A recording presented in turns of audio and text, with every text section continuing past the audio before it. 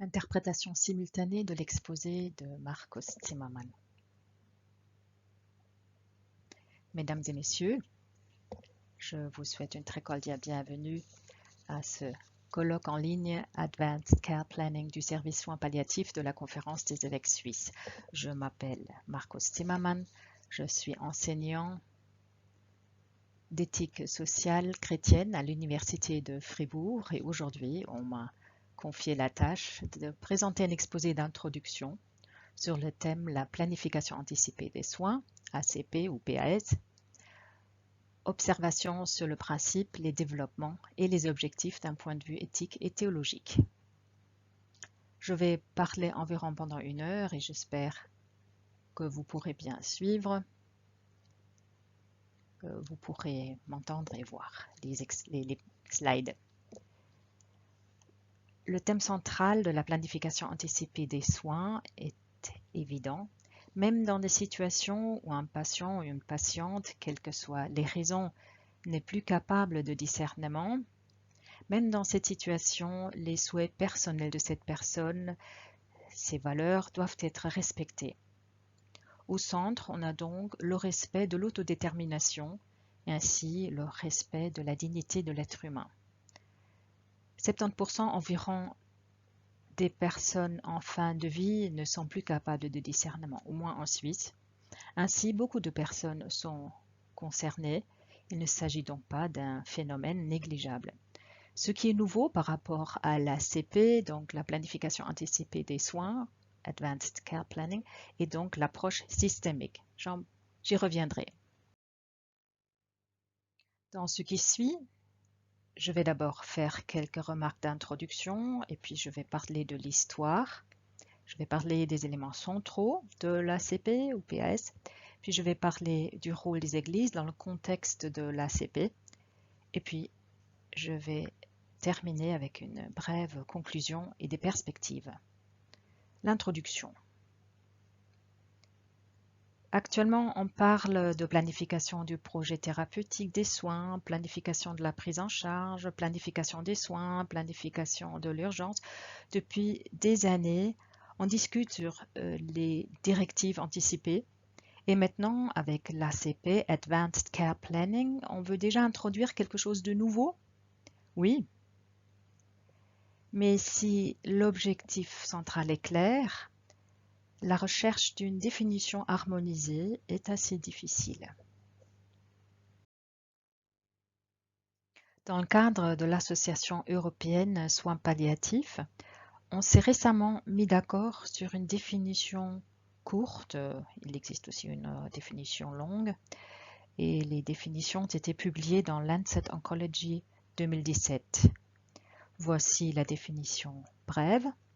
La planification anticipée des soins, ACP ou PAS, permet aux individus de définir des objectifs et des préférences pour des traitements médicaux et des soins futurs, de discuter de ceux-ci avec la famille et les professionnels de la santé et de les consigner de manière appropriée.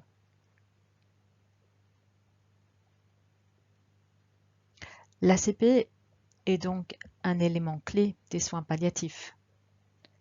Sans parler à temps sur les objectifs de traitement futurs, il est impossible d'empêcher des traitements inadéquats, l'excès de zèle thérapeutique. Il est impossible aussi d'assurer des soins holistiques, donc des soins palliatifs.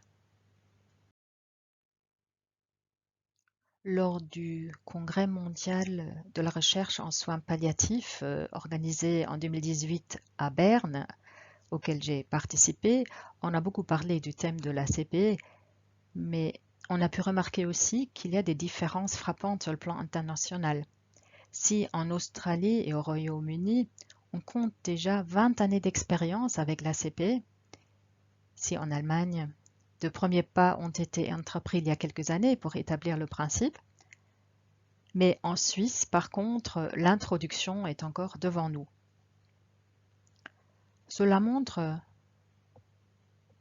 que, comme à l'instar de l'introduction des soins palliatifs, lors de l'introduction de l'ACP, il faut accepter l'existence d'une contradiction fondamentale. D'une part, il s'agit de critiquer le système de santé publique qui existe actuellement, son économisation, spécialisation, fragmentation, etc. Mais d'un autre côté, les soins palliatifs font inexorablement partie du système critiqué, dès que les soins palliatifs s'intègrent dans le système actuel en essayant de changer quelque chose concrètement.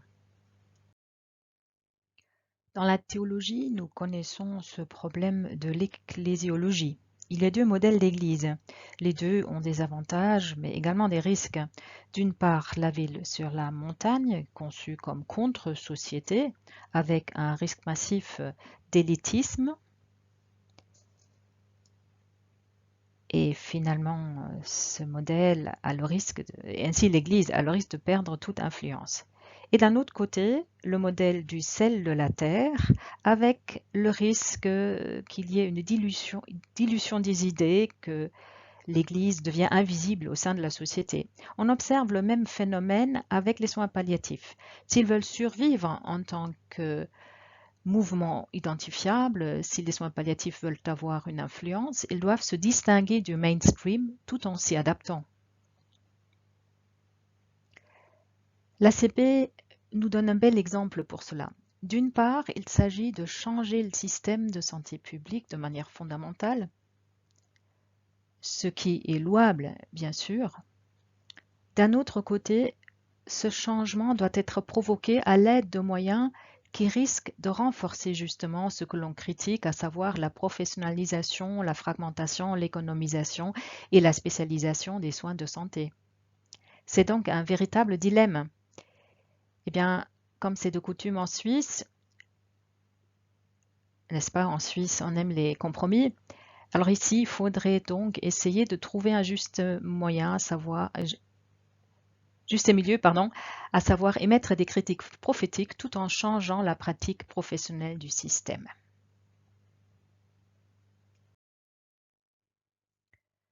Mon exposé est basé sur un recueil portant sur l'ACP et coédité par le théologien et éthicien Michel Kors en 2015. Michel Kors est aujourd'hui professeur à l'Institut de l'éthique sociale à Zurich.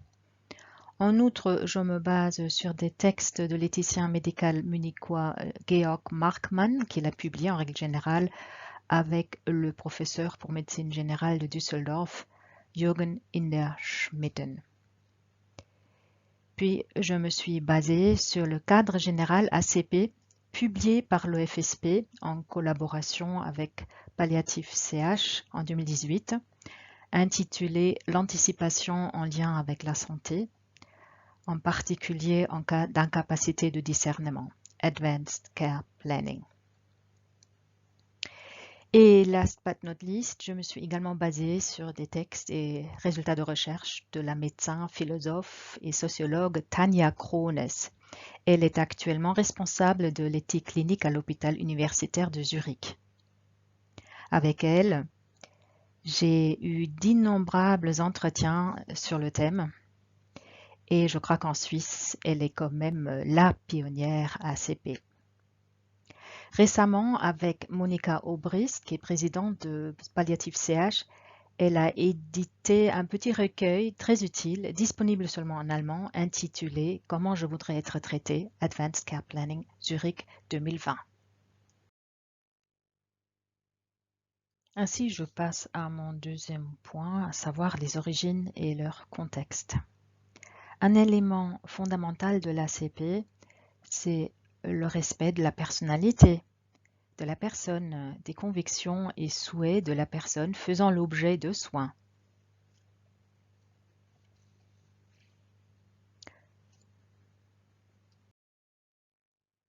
Ce n'est donc pas la bile de la chambre 7 qui reçoit des soins. D'ailleurs, c'est un livre super, un best-seller d'un éthicien médical de Bochum. Mais c'est une personne qui reçoit des soins, un être humain.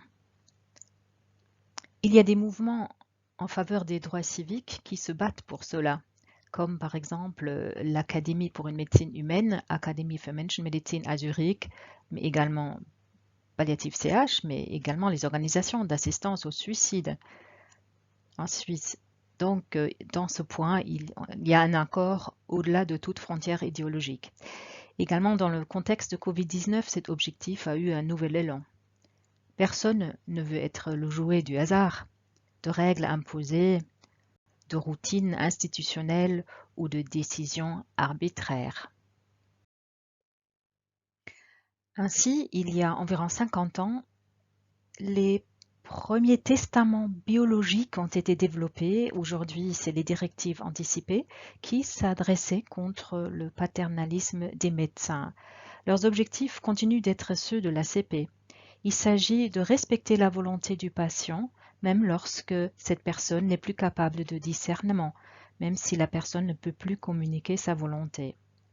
Ces directives anticipées sont aujourd'hui proposées par plusieurs institutions, également par les églises ou des organisations d'églises comme Caritas Suisse. Mais elles ne sont pas encore très connues en Suisse romande, encore beaucoup moins qu'en Suisse alémanique. Mais cela semble changer avec la crise sanitaire. On verra. Le modèle de prise de décision partagée, shared decision making, c'est-à-dire de la prise de décision participative dans le système de santé, est également une source historique et idéaliste importante pour l'ACP. L'idée de base, c'est qu'une patiente est capable de prendre des décisions sages correspondant à ses valeurs parce que, entre autres, parce qu'elle en a été habilitée par sa médecin. Elle a été habilitée à le faire par sa médecin. Habilitée, enabled, empowered, ça veut dire une patiente est mise en mesure de comprendre des décisions basées sur des données probantes, de distinguer entre traitements indiqués, censés ou pas censés. Elle peut établir un lien entre ses idéaux et valeurs d'une part et les décisions médicales à venir d'autre part. Pour que cela réussisse, il faut avant tout une chose, à savoir une bonne communication, une bonne entente entre le médecin et le patient. Cela signifie qu'il faut des médecins qui savent communiquer et des patients qui sont ouverts et responsables. C'est sans doute un programme exigeant qui peut être considéré comme un idéal qui n'est souvent atteint que par fragments dans la réalité clinique. L'initiative Choisir judicieusement, qui a vu le jour aux États-Unis et qui est maintenant répandue à l'échelle internationale, s'inscrit également dans cette tradition. En Suisse, depuis 2017, elle est active dans le cadre de l'initiative Smarter Medicine.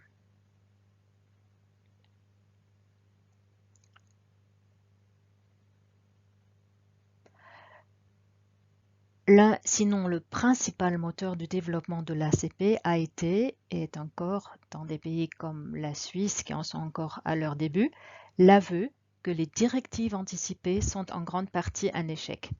Tania Krones pourrait vous expliquer les raisons pour cela les yeux fermés. Si souvent elle a déjà répondu à la question du pourquoi de l'échec. Il existe 3 situations types qui le prouvent. Premièrement, des directives anticipées ne sont pas disponibles lorsque vous en avez besoin. Deuxièmement, de nombreuses directives anticipées contiennent des déclarations contradictoires. Par exemple, je voudrais avoir X et le contraire de X, c'est-à-dire des soins intensifs, oui, mais pas de ventilation artificielle. Et troisièmement, elles contiennent certes des déclarations claires, mais celles-ci ne peuvent pas être appliquées à une situation concrète. Les efforts pour faire reconnaître les directives anticipées se poursuivent. Doris Fiala, par exemple, elle est conseillère nationale du PLR et elle vient de créer le groupe d'intérêt pour faire respecter votre directive anticipée. Malgré ces efforts, les perspectives ne sont pas très bonnes. Ce qui manque ici, c'est au moins 2 choses. D'une part, de bons conseils lors de la rédaction de directives anticipées. Mais aujourd'hui, avoir de bons conseils, c'est plutôt le fruit du hasard. Aujourd'hui, une fille qui se trouve être médecin, un voisin vient d'être traité aux soins intensifs et peut raconter ses expériences. Le médecin de famille, la médecin de famille pense qu'il est important d'avoir des directives anticipées et en parle à ses patients, etc.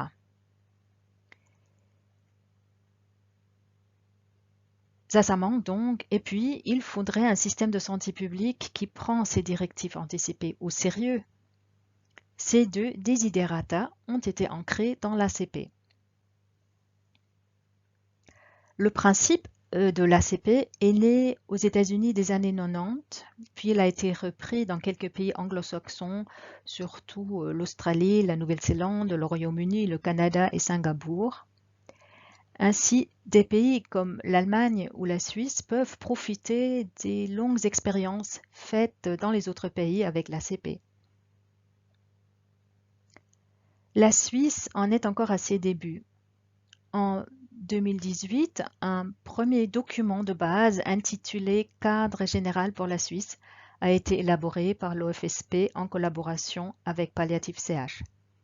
Et dans le cadre du Programme national de recherche 67, fin de vie, un projet de recherche sur l'ACP a été réalisé sous la direction de Tanja Krones à l'hôpital universitaire de Zurich et dans quelques EMS de Zurich.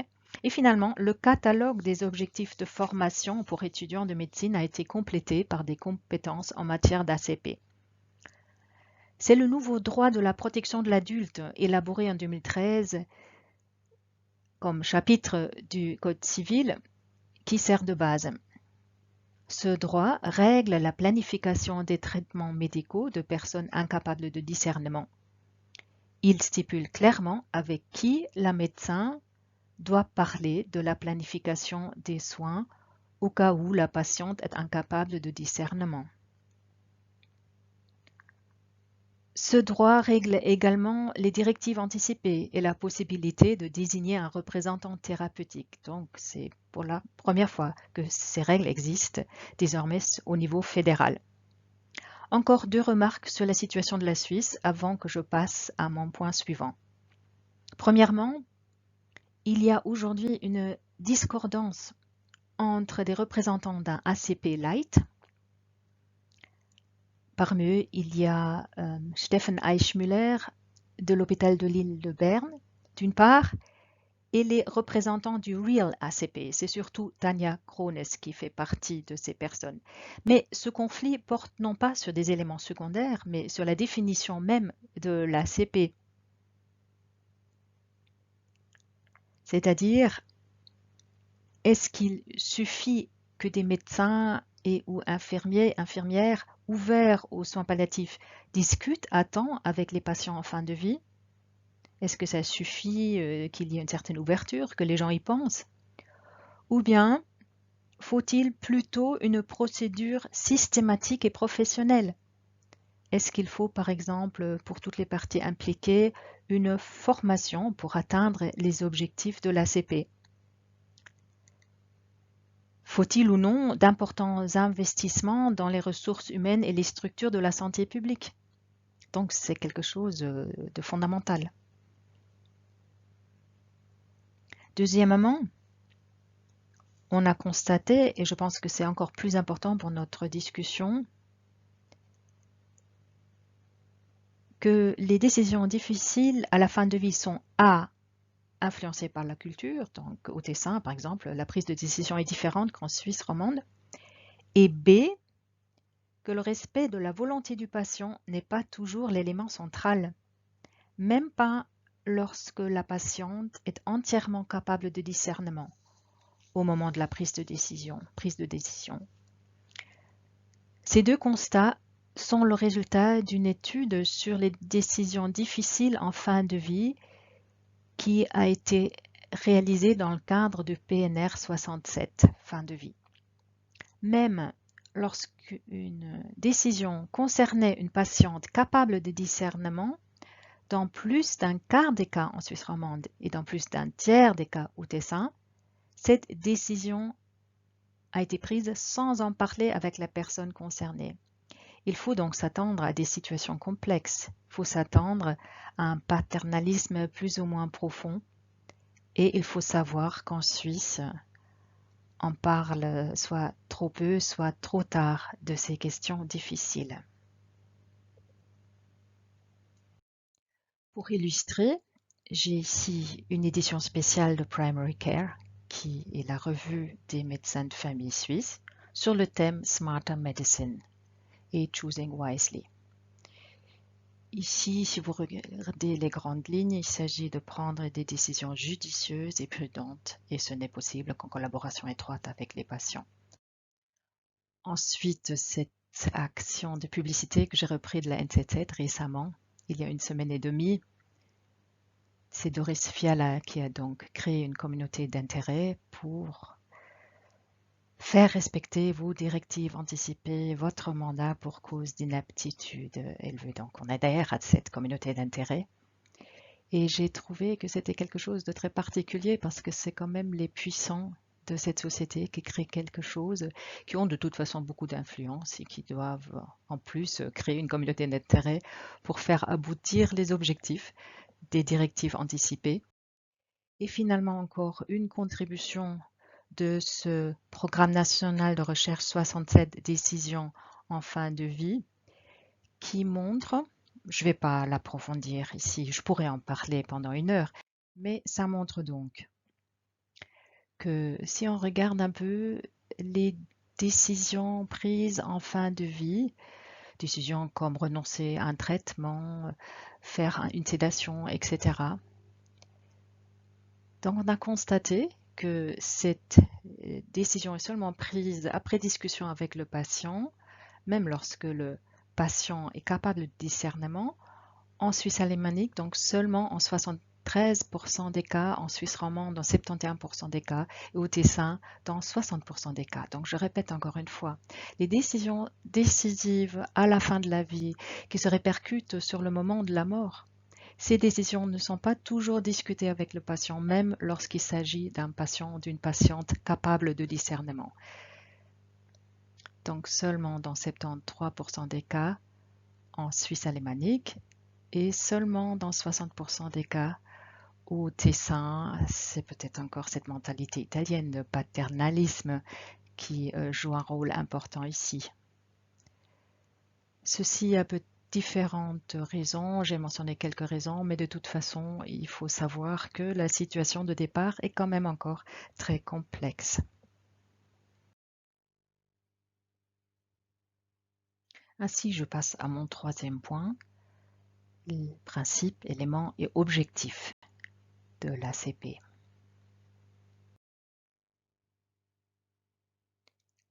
Lorsqu'on regarde le résumé du cadre général pour la Suisse, document que j'ai déjà mentionné, on constate qu'avec la planification anticipée des soins, on vise 3 groupes cibles et ce qui est surprenant pour vous tous certainement, c'est que vous tous, vous faites partie de ces groupes cibles. Donc premièrement, des personnes en bonne santé de tout âge qui doivent réfléchir à leurs attentes parce que toute personne peut subir à tout moment un traumatisme cérébral sévère et perdre sa capacité de discernement.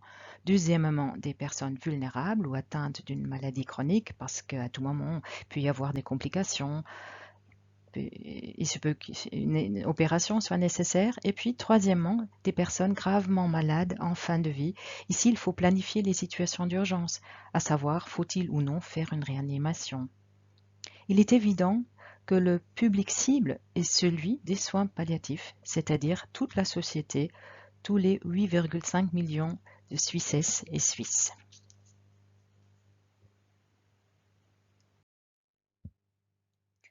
L'ACP intervient sur le plan individuel et systémique. Les 2 piliers de l'ACP sont, selon Markmann et Inder-Schmitten, premier pilier, mise à disposition d'un processus d'entretien accompagné par des professionnels qui permet aux personnes concernées d'identifier leurs préférences quant aux soins médicaux souhaités en cas de perte de capacité de discernement et de les documenter dans des directives anticipées. Deuxième pilier, formation et information des professionnels de la santé afin que ces directives anticipées soient disponibles et respectées au moment où des décisions doivent être prises. Les expériences faites avec l'ACP dans les autres pays ont montré qu'une telle pratique permet à la fois de renforcer l'autodétermination des patients et d'améliorer la qualité de la prise en charge des patients et des proches. Les éléments clés de l'ACP. Ici aussi, je fais référence aux 2 auteurs que j'avais déjà mentionnés. il y a une invitation à un entretien. Les patients sont donc contactés activement avec l'invitation à un entretien de conseil. Et ces entretiens sont accompagnés par des facilitateurs qui ont été formés pour cela. Et dans ce processus, on établit également une documentation professionnelle, y compris plan d'urgence pour les patients âgés ou malades chroniques. Chez les patients incapables de discernement, l'on peut envisager également la dite directive du représentant thérapeutique, c'est-à-dire chez les personnes qui sont déjà incapables de discernement lors du premier entretien. On pourrait donc élaborer de telles directives du représentant thérapeutique, mais il n'y a pas encore de base législative pour cela. Ensuite, il s'agit d'assurer l'archivage, l'accès et le transfert de ces documents. Et l'on propose régulièrement, ou en cas d'incident, la possibilité d'une mise à jour et d'une concrétisation. On veille à ce que les préférences mentionnées dans les documents soient respectées par toutes les personnes impliquées dans le traitement, ceci grâce à la formation. Et finalement, il y a une assurance qualité continue avec contrôle de la qualité du processus et des résultats et une certification de la qualité de l'accompagnement des entretiens. Cette petite liste des éléments clés montre déjà assez clairement en quoi consiste le conflit entre les représentants d'une Real ACP et d'un ACP Lite. Tanja Krones ne cesse de souligner que le tout ne peut fonctionner que si tous ces éléments clés sont pris en considération, avant tout la formation professionnelle de tous les professionnels impliqués dans l'ACP.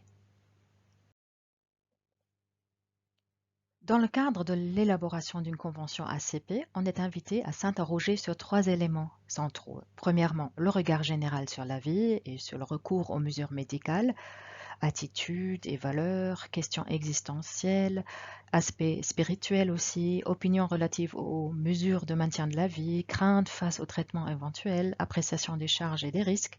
Puis 2, préférences pour des situations cliniques typiques en cas d'incapacité de discernement, aiguë, passagère ou permanente. Tout cela est donc analysé de très près. Donc, en cas d'incapacité de discernement aiguë, passagère ou permanente, démence, et troisièmement, désignation d'une personne de confiance.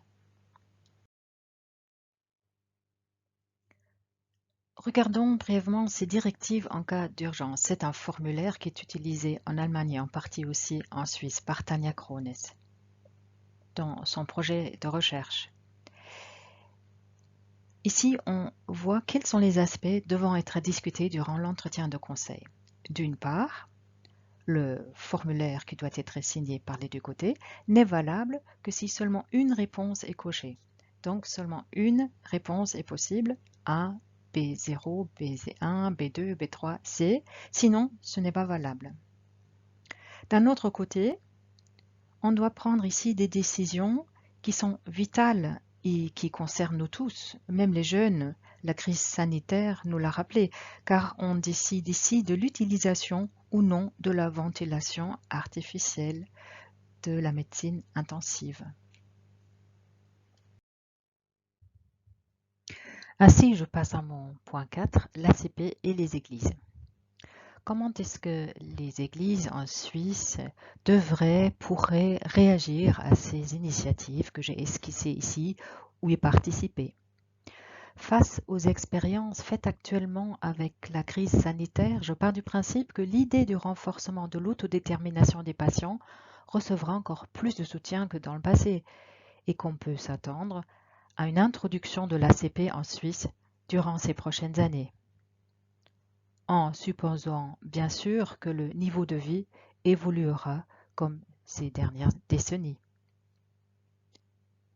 Je n'ai pas encore mené des réflexions très approfondies sur la place des églises face à l'ACP, mais je vous présente volontiers quelques idées qui me sont venues à l'esprit et qui sont tout simplement appelées à inspirer notre discussion.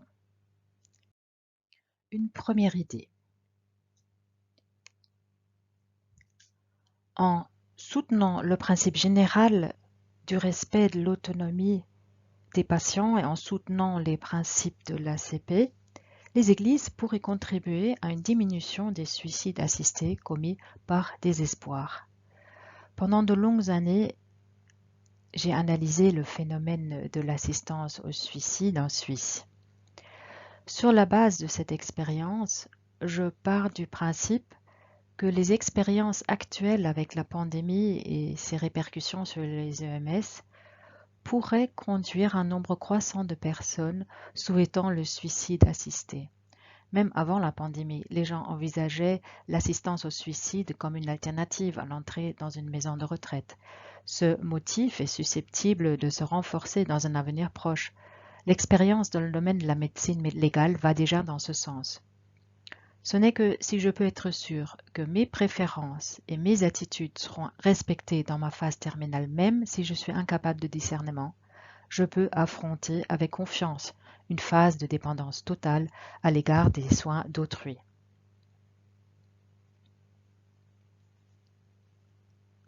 Une deuxième idée, les églises ne jouent qu'un rôle actif dans l'ACP, car contrairement à l'Allemagne ou à l'Autriche, en Suisse, chez nous, il n'y a pas ou peu d'hôpitaux ou EMS gérés par les églises. En outre, les églises n'offrent sinon aucun service sur le marché de la santé, mais cela ne les empêche pas d'observer avec intérêt les développements et d'y réagir publiquement si l'occasion se présente. Il est intéressant de constater qu'avec la mise en place des entretiens et consultations ACP, un certain nombre de questions existentielles sur la souffrance, la mort, etc. sont abordées, qui ont traditionnellement été identifiées et inspirées par la pastorale de l'Église. Ici, comme pour les soins palliatifs en général et l'accompagnement spirituel en particulier, nous avons affaire à un phénomène de sécularisation auquel les églises peuvent réagir de différentes manières en fonction de la façon dont elles se voient. J'ai tendance à approuver la participation active des églises à ces processus ou l'approbation positive des soins palliatifs, bien qu'il puisse y avoir de bonnes raisons de rester à l'écart en tant qu'église, afin de souligner davantage son propre profil. Là aussi, ça reste intéressant. Une troisième idée. Ce qui serait envisageable, c'est que des aumôniers d'hôpital assument dans le cadre de l'ACP le rôle du facilitateur. Je pourrais m'imaginer que grâce à l'engagement de certains professionnels, un petit réseau pourrait être créé, composé d'aumôniers, d'autres personnes engagées dans l'ACP et de patients. Un tel réseau pourrait éventuellement être utile pour le travail futur des aumôniers. Mais en tant que facilitateur ACP, les aumôniers auraient moins de temps pour l'accompagnement spirituel. Et c'est à cela qu'ils sont principalement appelés. Ce qui pourrait poser un problème, à moins qu'on crée des postes d'aumôniers supplémentaires. Par rapport aux avantages et désavantages, et surtout par rapport aux avantages, je pense surtout à l'exemple de Hubert Kössler. Il est aumônier catholique à l'hôpital de Lille à Berne et engagé à 10% auprès du service d'éthique médicale de l'hôpital de Lille. De tels recoupements sont en principe très utiles, mais il faut de bonnes personnes. Les bonnes personnes, c'est-à-dire, Hubert ici, dans ce cas-là, il a la chance de pouvoir compter sur une excellente collaboration avec Rouven Ports, le responsable du service de l'éthique médicale de l'hôpital de Lille. Une quatrième idée vise le dilemme déjà mentionné entre la critique prophétique du système et le changement pragmatique de ce système. À mon avis, les deux sont importants et nécessaires. Et les églises devraient réfléchir simultanément dans les deux directions et développer des activités. Le livre de deux pionniers des soins palliatifs, Andreas Heller et Reimer Gronemeyer, intitulé In Ruhe sterben, ou en français Mourir tranquillement, montre à quel point même l'approche si pragmatique des soins palliatifs est critiquée aujourd'hui par des personnes actives dans les soins palliatifs. Je me permets de citer un passage de ce livre, à la page 13. D'ailleurs, c'est un livre extrêmement difficile à lire. Chacun meurt de la mort qu'il mérite. Cette sinistre hypothèse est-elle correcte? Cela voudrait dire que notre époque, qui nous apprend à voir la vie avant tout comme un acte de consommation de biens et de services, ramènera la fin de la vie à ce même niveau, consommateur et client jusqu'à la fin. Enveloppé dans un coffret zéro souci palliatif, l'Homo consumens peut en effet aborder sa fin avec sérénité navrée, avec des soins bien organisés qui incluent la garantie de l'absence de douleur ainsi que des soins professionnels et, si nécessaire, une sédation terminale. La question indignée du sens ou de l'absurdité de la mort ne se pose plus. Nous aurons la mort que nous méritons. Munis des directives anticipées, conscients de la présence de spécialistes qui savent manager toutes sortes de besoins, pour l'escar de l'âme, il y a le chargé de la spiritualité, nous nous faisons l'illusion de maîtriser la fin de la vie. C'est donc une critique extrêmement sévère des soins palliatifs. Dans leur livre, ces deux auteurs acceptent tout juste le mouvement hospice, qui se considère comme un mouvement antimédical. Ces deux auteurs ont joué pendant des années un rôle très actif dans les milieux des soins palliatifs. Dans ce sens, il faut donc prendre leur critique très au sérieux quand même. Cela me fait penser d'ailleurs un peu à la critique de Nietzsche. Quant à l'ACP, Patrick Schurter, Hermann Brandenburg et Andreas Heller émettent des critiques au sujet des réductions éthiques. Le caring, donc le prendre soin en tant que concept holistique, serait réduit à une planification bureaucratique, Advanced Care Planning. Les auteurs plaident donc en faveur d'une approche de caring community, c'est leur credo, caring community. Une cinquième et dernière idée, Gerald Neitzke, médecin et éthicien clinique à Hanovre, il est donc plutôt pragmatique que prophétique, et j'apprécie beaucoup ses contributions, a rédigé un article publié dans un recueil coédité par Michel Kors, où il pose des questions importantes à l'adresse de l'ACP, questions qui devraient interpeller aussi les églises. J'en mentionne 3. Est-ce vraiment facultatif? Les patients pourraient se sentir obligés de profiter de l'offre, de se faire conseiller et d'établir des directives anticipées, une sorte de planification anticipée forcée. Est-ce qu'une anticipation réaliste des futurs problèmes de santé est-elle vraiment possible? Donc, je pars du principe que 50% des Suisses et Suisses sont si résistants, ils ne voudront pas qu'on les oblige à rédiger des directives anticipées. Là, je ne me fais pas de soucis. Mais ce principe doit également être intégré dans le système de l'ACP. Beaucoup de personnes ne vont pas participer. Deuxième point, conflit d'intérêts, les craintes de se trouver dans un état de santé très grave un jour, reflétées dans les directives anticipées, ne peuvent pas être traduites telles quelles en directives thérapeutiques susceptibles de décharger l'équipe soignante. Donc deux intérêts. Les uns ont peur, les autres veulent des directives. Les soignants veulent la standardisation alors que les patients profiteraient d'une individualisation. Qu'est-ce qui va s'imposer? Troisième point, les conséquences sociétales. Le regard sur les maladies, les personnes âgées ou en situation de handicap va-t-il changer? Certaines circonstances seront considérées comme étant le résultat de décisions peu judicieuses. T'aurais dû vous cocher autre chose. La culture du bon espoir risque de se perdre. Le désir de tout planifier est le résultat d'une méfiance profonde. Je crois que ça, c'est quand même une pensée qu'il faut prendre très au sérieux. Si quelque chose est le résultat d'une méfiance profonde, comment croire que lors de la mise en place d'un tel système, il y ait de la confiance? Et je trouve que Neitzke a posé des questions extrêmement importantes ici, questions que les églises devraient également thématiser. Je passe à ma conclusion et aux perspectives. L'ACP est un élément essentiel des soins palliatifs. C'est la tentative d'améliorer le système actuel de santé publique pour le rendre plus humain. Ceci grâce à l'introduction de nouveaux experts, de nouvelles expertes, ce qui va conduire à l'intensification du dilemme déjà mentionné. Nous devrons vivre avec ce dilemme entre critique prophétique du système et changement pragmatique du système, également en tant qu'Église, qui sont appelés à accompagner avec bienveillance et sens critique la mise en place de l'ACP. En même temps, il sera nécessaire de mener des processus de compréhension internationale et nationale quant à la définition des principes de base de l'ACP. Il est rassurant de savoir qu'il y a déjà une première proposition de définition qui est très largement approuvée. En outre, il faut clairement saluer le principe central de l'ACP, surtout face à la pandémie. Même dans des situations où un patient, une patiente, quelles que soient les raisons, n'est plus capable de discernement, ses souhaits, ses convictions doivent être respectés.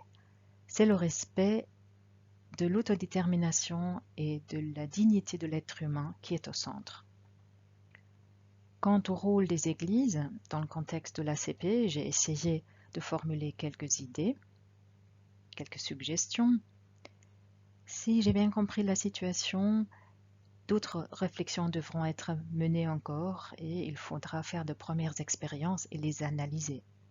Je pourrais très bien m'imaginer que nous pourrions profiter en Suisse des expériences faites par les églises des pays anglo-saxons avec l'APC. Et maintenant, je vous remercie pour votre attention et je me réjouis bien sûr de discuter avec vous.